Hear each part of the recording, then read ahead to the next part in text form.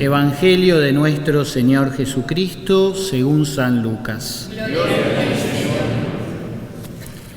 Jesús dijo a los fariseos: había un hombre rico que se vestía de púrpura y lino finísimo y cada día hacía espléndidos banquetes.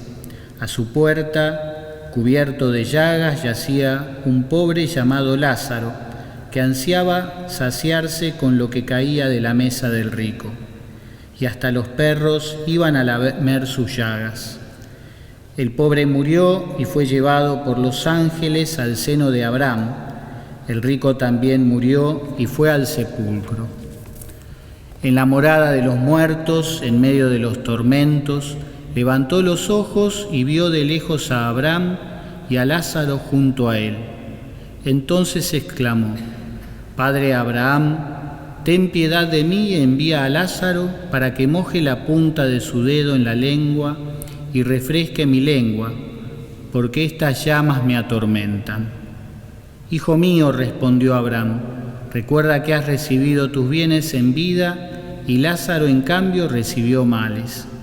Ahora él encuentra aquí su consuelo y tú el tormento.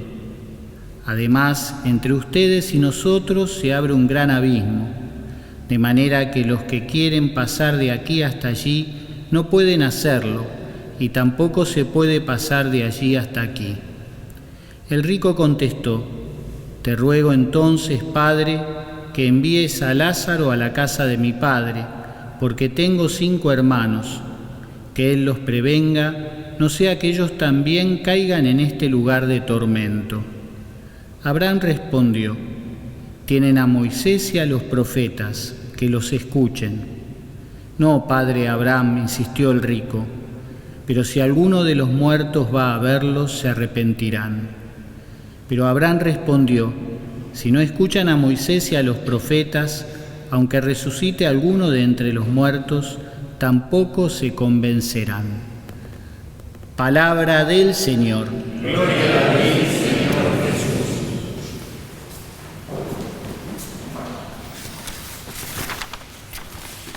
Continuamos este domingo con la lectura del profeta Amós. Ya habíamos leído de él la semana pasada. Y aquí el profeta Amós, aquel profeta del siglo VIII antes de Cristo, tiene como primera frase: «Ay de los que se sienten seguros en Sión». Ay de los que se sienten seguros en Sión. Sentirse seguros. Seguros a veces en nuestras ideas, seguros en nuestros pensamientos, seguros en nuestros logros, seguros en el éxito, en definitiva, sentirnos seguros en la vida. Se trata de una seguridad que nos va haciendo impermeables, porque no nos deja cuestionarnos y por lo tanto no nos deja entrar en diálogo con los demás y buscar juntos. Se trata de una seguridad que nos hace dueños de la verdad y por lo tanto nos creemos mejores y somos intolerantes. Y así vamos abriendo grietas que nos separan de los que no encajan en nuestros esquemas seguros, entre comillas. Creo que este tema de la seguridad malentendida es lo que justamente a veces nos hace muy intolerantes, muy dueños de nosotros mismos, que no necesitamos ayuda y que por lo tanto tampoco la damos. Por eso dice Amós hoy: ay de los que se sienten seguros en Sión. Y al mismo tiempo, hacia el final, el profeta Amós dice: no se afligen por la ruina de José. José representa a las tribus más importantes del norte de Israel. Pero me quedo con esto de no se afligen por la ruina de José, es decir, no se conmueven, no se les mueve un pelo, podríamos decir en un lenguaje más vulgar, frente al dolor y frente a los problemas que tienen los demás. En definitiva, el disfrute excluyente de la abundancia deshumaniza y nos hace absolutamente crueles e injustos.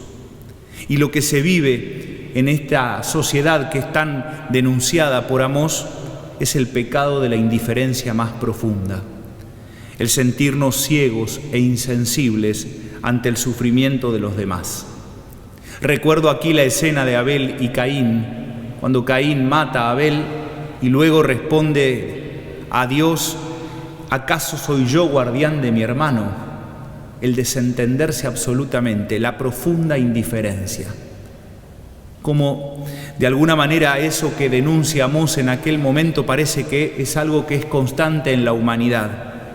El no afligirnos, no conmovernos, el sentirnos seguros de nuestras riquezas, de nuestras abundancias, que vuelvo a insistir, pueden ser materiales, pero también a veces tienen que ver con sentirnos superiores a los demás, y entonces eso nos va alejando y va produciendo esas enormes grietas entre nosotros. Ese pecado de la indiferencia es el pecado en realidad que tiene el rico del Evangelio, que algunos lo llaman Epulón. En realidad Epulón significa el que organiza y el que se da grandes banquetes, con lo cual le quedaría bien el nombre, ¿no? El banqueteador, así lo definen a este rico. Y es impresionante ver que dice el Evangelio que a la puerta de su casa, a la puerta estaba Lázaro, estaba este pobre, estaba este hombre cubierto de llagas que sufría enormemente. Yo me imagino que no era solamente a la puerta de su casa, sino que estaba a la puerta de su corazón, pero la seguridad que tenía Epulón en sus riquezas, la seguridad que tenía en sus bienes, hacía que, por más que estuviera a la puerta, no lo conmovía absolutamente nada de la desgracia que vivía Lázaro. Ni siquiera le podían doler ni molestar las llagas que tenía Lázaro.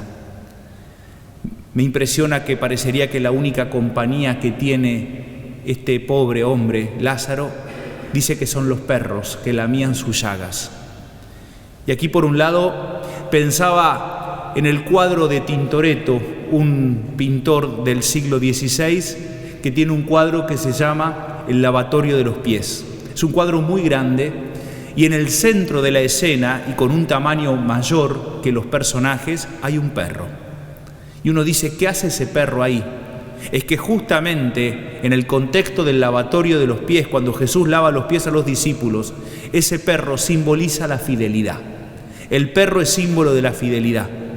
Parecería que con este pobre Lázaro, los únicos que son fieles y que están al lado son los perros. Como a veces tanta gente que está en situación de calle y que vemos que hay perros que los siguen acompañando, que están con ellos, que duermen con ellos, que los siguen. ¿Cuánto tendremos que quizá aprender también nosotros de lo que significa la fidelidad y el estar cerca de los pobres? Continúa el Evangelio después diciendo, ¿sí?, que este hombre, Epulón, empieza a pedirle a Dios cuando mueren, ¿no? Y uno va, dice, al sepulcro y el otro va al seno de Abraham y empieza a pedirle, por favor, que ayude Dios a este pobre hombre, que ahora pasó a ser justamente Epulón. Y en realidad hay como un gran riesgo, y es creer que esta parábola que esta parábola es una descripción de lo que va a suceder después de la muerte. Y en realidad no es así. Tampoco es una promesa sedante como si fuera un opio para los pobres y decirles, bueno, vos aguantá ahora que después, mira, vas a estar en el seno de Abraham. No, en realidad la parábola tiene mucho que ver con la actualidad y tiene que ver en realidad con el final, cuando aparecen justamente los 5 hermanos. El rico le pide, aunque sea al final, cuando se da cuenta que no puede cambiar su suerte, le pide que por favor, aunque sea, vaya Lázaro a ver a sus hermanos para decirles que cambien de conducta. El final de la parábola es abierto, es un final abierto. No sabemos qué habrá pasado con esos 5 hermanos, pero nosotros podríamos pensar si nosotros también no somos de esos 5 hermanos. Y nos dice hoy Abraham que escuchen la ley y los profetas. Bueno, que nosotros también, que vivamos la palabra de Dios, que vivamos la fraternidad, que nos conmueva el dolor de los que sufren, que no nos desentendamos de los que la están pasando mal, que no vivamos esa cultura de la indiferencia de la que tanto nos hablaba el Papa Francisco. Creo que podemos identificarnos hoy con esos 5 hermanos y que las lecturas de hoy nos toquen el corazón, que nos toquen el corazón frente a este enorme y gran pecado que se vive hoy, que es el pecado de la indiferencia. Quisiera entonces que le podamos pedir ayuda para que toque en nuestro corazón a la Virgen María. La Virgen María que fue aquella que cantó en el Magnificat: a los hambrientos los colma de bienes y a los ricos los despide vacíos. Pidámosle mucha ayuda a ella. Y también quería que le podamos pedir ayuda para poder romper estos grandes abismos, estas enormes grietas, este pecado de la indiferencia, estas seguridades que nos alejan a unos de otros, que le podamos pedir ayuda también al Espíritu Santo. Y lo quería hacer con palabras del Papa León XIV en la homilía de Pentecostés de junio de este año, cuando el Papa León decía: el Espíritu Santo rompe las fronteras y abate los muros de la indiferencia y del odio. Y por eso lo primero que nos enseña, recuerda e imprime en nuestros corazones es el mandamiento del amor, que el Señor ha puesto en el centro y en la cima de todo. Y donde hay amor no hay espacio para los prejuicios, para las distancias de seguridad que nos alejan del prójimo, ni para la lógica de la exclusión que vemos surgir desgraciadamente también en los nacionalismos políticos. Precisamente, continúa diciendo León XIV, el Papa Francisco observaba que hoy en el mundo hay mucha discordia y mucha división. Estamos todos conectados y sin embargo nos encontramos desconectados entre nosotros, anestesiados por la indiferencia y oprimidos por la soledad. Y de todo esto, continúa León, son una trágica señal las guerras que agitan nuestro planeta. Por eso, invoquemos el espíritu de amor y de paz para que abra las fronteras, abata los muros, disuelva el odio y nos ayude a vivir como hijos del único Padre que está en el cielo.